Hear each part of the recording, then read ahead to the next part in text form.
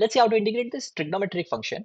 If you notice, this is the composite function sine of cos x. Why is this composite? Because it's a function within a function. If you want to see the detailed video of the explanation of how composite functions work and how they're used in use substitution, check out the video that is attached on the top right now.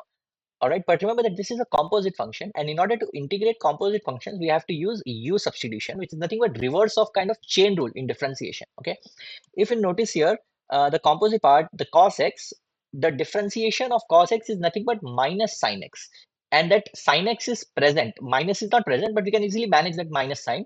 But that at least sin x is present, which comes in the differentiation of cos x. So what we can do is just put that cos x is equal to u. Okay, so put cos x is equal to u. So if you put cos x is equal to u, now we need to convert this entire integral from the x world to the u world. So in order to convert that integral from x world to the u world, we also need to convert the dx in terms of du. Okay, and in order to convert the dx in terms of du, we have to differentiate this equation with respect to x. So differentiation of cos x with respect to x is minus sin x. Differentiation of u with respect to x is du by dx. Okay.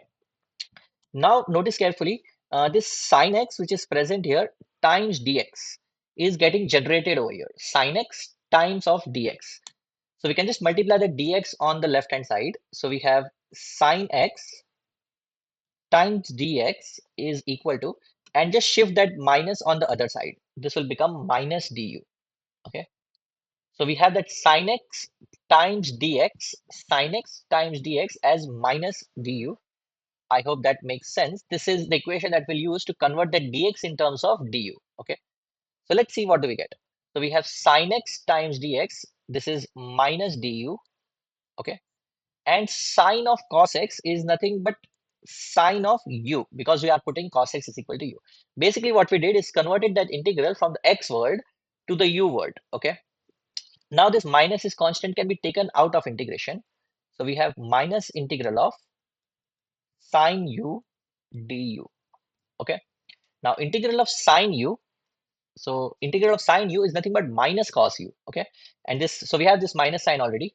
Integral of sine u is minus cos u, plus let's add the constant of integration c, and that minus and minus will become positive. Okay, I hope that makes sense so far. Now we can convert that equation or expression back in the x world. We know u is nothing but cos x. So what we can do is just write this as cos of cos x plus constant of integration c, and that is your final result. If you understand the concepts that I'm teaching, can I request you to like this video and subscribe to this channel? I do post calculus and math content every single day. That's another reason to subscribe. Also, if you're struggling with trigonometric integration, you can see the link right here.